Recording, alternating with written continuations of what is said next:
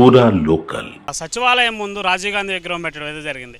అయితే దాన్ని పెట్టిన తర్వాత కేటీఆర్ ఏమన్నంటే మా ప్రభుత్వం వచ్చిన తర్వాత దాన్ని తొలగిస్తామని చెప్పేసి, అంటే తొలగించడం దాని గౌరవ మర్యాదలతో గాంధీ భవన్కి తరలిస్తామని చెప్పేసి అన్నారు. అయితే వాళ్ళు బొమ్మల గురించి మాట్లాడుకుంటారా, ప్రజా శ్రేయస్సు గురించి మాట్లాడుకుంటారా? ఇప్పుడు మాట్లాడే రాజకీయ నాయకులు ఒకరికొకరు పోటీ ఎట్లా ఉన్నదంటే, ఎంతసేపు అతని పవర్ అతను నిలబెట్టుకోవడానికి మన ముఖ్యమంత్రి గారు రేవంత్ రెడ్డి గారు చూస్తున్నారు.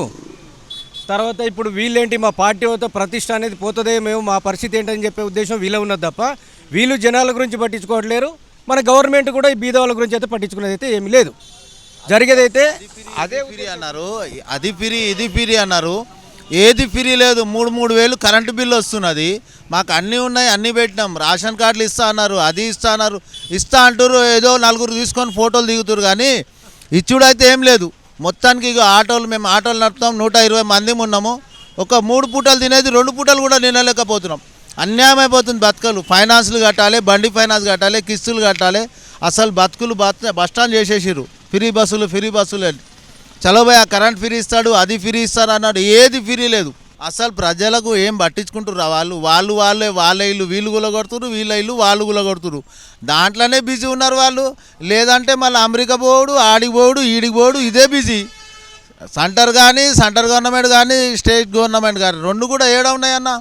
వాళ్ళు పోయి ప్లేన్లలో తిరిగి వస్తారు, కానీ ఎప్పుడైనా గరీబోళ్ళకి చూసిర్రా? ఒక్కనాడన్నా ఎవడన్నా ఏదైనా ఎమ్మెల్యే వచ్చి మీకు ఏదైనా ప్రాబ్లం ఉందని అడుగుతుర్రా జనాలలో? ఏది లేదు. ఖాళీ గెలిచే వరకు అది ఇది నెల రోజులు చెప్తారు. దాని తర్వాత మళ్ళీ 5 సంవత్సరాల దాకా వాళ్ళే చూసుకుంటారు. ఏమంటే 1,000-2,000 ఇచ్చి గెలుస్తున్నాము, అయిపోయాయి. పైకి పోయినాక తర్వాత సంగతి తర్వాత అన్నట్టు ఉన్నది.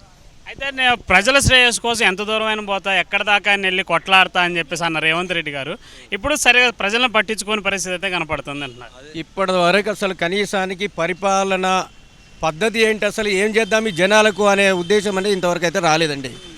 ఇప్పటి వరకు అసలు ఏం చేద్దాము, ఈ ఒకవేళ బతికే వాళ్ళను, ఆటో డ్రైవర్లను కూడా మేము బతికే వాళ్ళం, కనీసానికి పిల్లల ఫీజులు కట్టుకోనో, ఇంటి రెంట్ కట్టుకోనో, ఇవన్నీ మాకు ఆటో రెంట్లు కట్టుకొని బతికే వాళ్ళం. ఇదివరకు కనీసానికి తను చేసే సహాయం తర్వాత లెక్క, కానీ అతను చేయకపోయినా కూడా బతికే వాళ్ళని బతకనీయకుండా చేసాడు ముందు. అసలు ప్రజలకు మాత్రం ఎలాంటి అభివృద్ధి రాలే.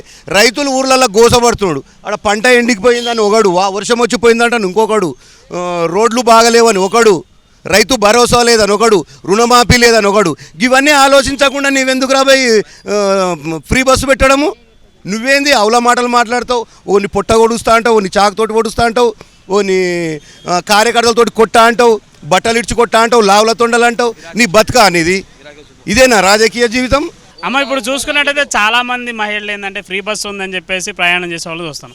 మరి ప్రస్తుతం మీరు చూసుకున్నట్టయితే ఇక్కడ మీరు ఆటో డ్రైవర్. మేము ఆటో డ్రైవరేమమ్మా, కాకపోతే మాకు ఇప్పుడు ఆటోలో కూడా చాలా ఇబ్బంది అవుతుంది అన్న. ఇప్పుడు మినిమం ₹1,00,000 జీతం ఉన్న వాళ్ళు కూడా బస్సు ఎక్కుతున్నారు. అది మా ప్రాబ్లం అవుతుంది. ఇప్పుడు ఆడవాళ్ళకి ఫ్రీ బస్సు పెట్టడం అనేది కరెక్ట్ అంటారా కాదంటారా?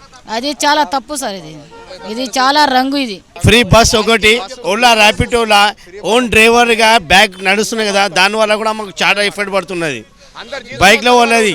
ఎందుకంటే వాళ్ళు ఓన్ ప్లేట్ పెట్టుకొని వాళ్ళు ఇన్కమ్ సంపాదిస్తున్నారు. ర్యాపిడో వాళ్ళు, బైక్ డ్రైవర్ ఎవరైనా ఉండరు, బైక్ క్యాబ్ తీసేస్తే మనకి బాగుపడుతుంది. ఇంకా ఫ్రీ బస్ తీసేయాలి 2. ఇప్పటివరకు ఏం చేసిరు మా ఆటో వాళ్ళని చెప్పండి? 10,000 ఇస్తా అని చెప్పారు, ఇప్పటివరకు ఇచ్చిరా? 10,000 అనేది మనకు అవసరమే లేదు సార్. అది మనకేంది, బస్సు ఫ్రీ అనేది తీసేయాలి. ఈ ప్రగతి నగర్లో అంటే మరీ ఘోరంగా ఉంది. ఇప్పుడు 20-30 బస్సులు నడుస్తున్నాయి ఈ లైన్లో. ఈ రోడ్లో ఒకసారి చూడండి, ట్రాఫిక్ అనేది దునియా ట్రాఫిక్ ఉంటుంది. ట్రాఫిక్ గురించి అస్సలు పట్టించుకుంటలేదు. ఈ మిగతా ఇప్పుడు రోడ్లు చూడండి, మొన్న గణేష్ పండుగ ఉంది కాబట్టి ఆ జగలో రోడ్ వేసిరు అంతే, మిగతా ఏం చేస్తలేరు. ఇక్కడ మంచి పని ఇంకా చేస్తే ఖచ్చితంగా వాళ్ళకు మేము సహకరిస్తాము. లేదంటే ఇక పరిస్థితి అంతా ఇంతే ఉంటుంది, అది రాదు.